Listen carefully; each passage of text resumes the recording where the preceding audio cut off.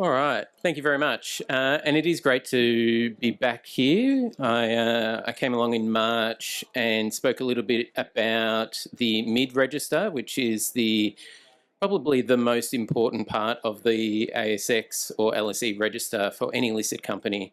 We're going to touch a little bit about that today, as well as get into some other things around how do we actually engage with those investors and why should we? How do we think about them? Quickly about me, so I've been in M&A and capital markets for 15 years, worked on a lot of raises, both private equity and listed.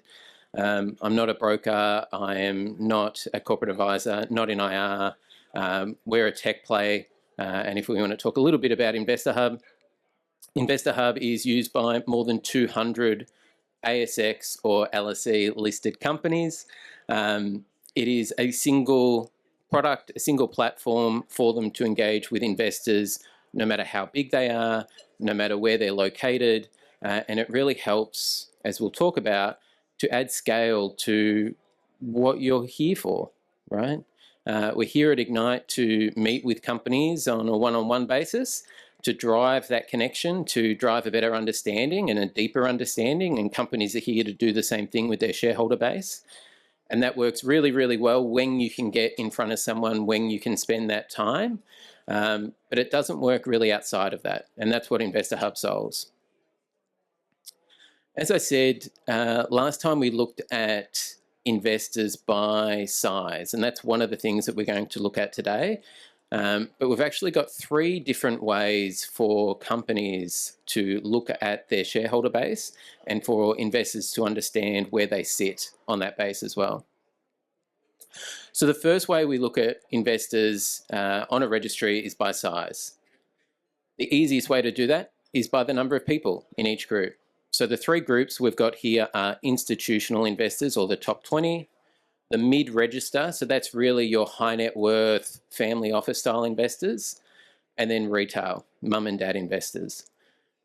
Top 20, small percentage, very few people. Mid-register is about 5 to 10% of the register, retail more than 90%. If we look at how much stock each group has, this is where the normal analysis sort of stops. Top 20 investors on average hold 45% of all stock held, mid-register hold 40%, and retail hold 15%, right? So if you're looking at this, you would just focus on that first group. You hear a lot of companies talking about this, talking about concentrating on their top 20 because they own so much, and that's really important. You do want to do that. The last cut of this information, though, is how much do these different groups buy on market, right? On-market purchasing is what really drives the share price, and that's what we have started to uncover. So if you look at percentage bought on market, you'll see that institutions are actually the smallest part. They're 20%. A lot of their purchases are off market, which is obviously important, and that helps fund the business. But the mid-register accounts for more than 50% of all stock bought on market, and retail about 30% of all stock bought on market. So yes, you want to keep those one-on-one relationships with the institutional investors, but you also want to work out how to drive that same experience that you're seeing here with the rest of the market.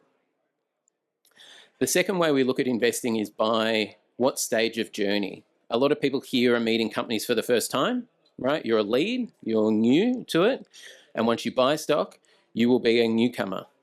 So 21% of all stock bought on the ASX is new investors entering for the first time, and that's the stock that they buy in the first 3 months of being a shareholder.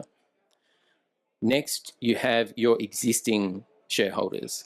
So people who have already been a shareholder and have been for a little while still account for 63% of all stock, which is huge, right? 6 out of 10 shares bought are existing shareholders buying more.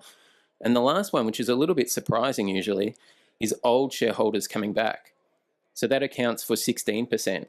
So those last 2 groups together account for 79% of all stock bought. So any company has a register, they've got a list of interested people, and nearly 80% of the stock bought is those people buying more. The final stage, and after we go through this, I'll do a little recap and a quick example of how to add that scale. But the final stage is really are those investors engaged? And does the company actually have a direct level of influence with investors?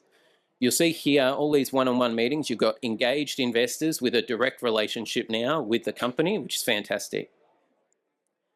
But as we break this down, we've got the top left quadrant, which is the followers, right? So these are people who are engaged, but it's indirect. So they might follow social media or forums, or they might be clients of a broker.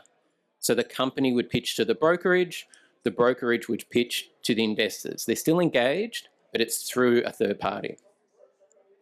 Down the bottom of right, we've got the sleepers. These are the people that you do have a direct relationship with, but they're just not listening, right? They're not engaged. We obviously want to change that. Bottom left, the strangers. They're unknown and they're not engaged. And finally, the quadrant that you want to get to are the golden investors. These are the people that you can reach and they do engage with you. It's super, super important to try and get as many of your investors into that quadrant as possible because they're very, very valuable. The reasons that they're golden are threefold. They buy more stock, right? So engaged investors, where you have a direct relationship, upgrade 40% more often than those that don't. That's a lot more purchasing on market. If they do leave, if they do become churn, they come back 80% more frequently. So they're returning shareholders at a much higher rate, which means you haven't lost them even once they've sold. And the final bit is funding. So when you're looking at shareholder offers, when you're looking at that level of engagement, this group participates 3 times more frequently. It's about 12% versus 4%. It's a huge, huge difference.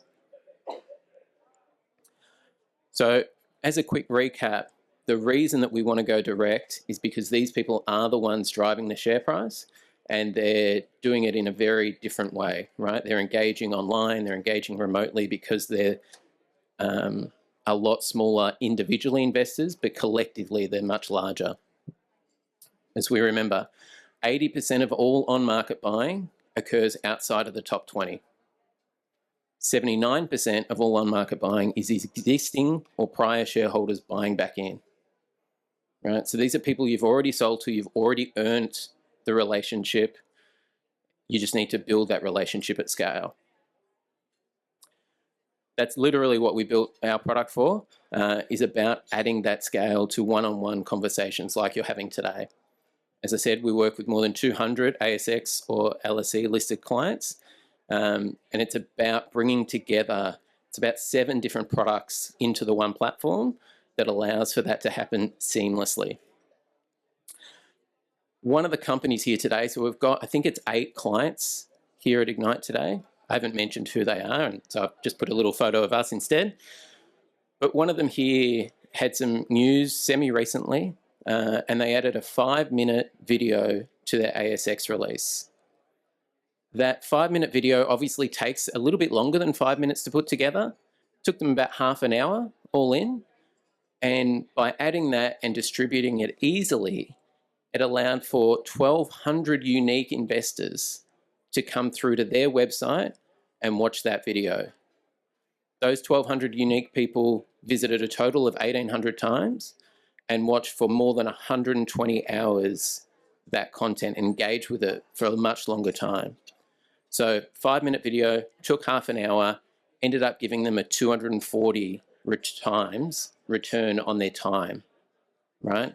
So you're not spending half an hour one-on-one with one investor, but you're spending half an hour engaging with 1,200 instead. So the takeaways are pretty easy. D to I is very proven. It's literally why we're all here, right? You're here as investors to directly meet with companies and companies to directly meet with investors. It's just about adding scale. We've proven that. We've proven it across multiple jurisdictions and with more than 200 companies. It's very, very easy to add that repeatable reach to work in with existing workflows. And very much importantly, it's fun to do. So thank you very much. I'll be around for both days of the conference. And if you've got any questions, please come and see me. Cheers.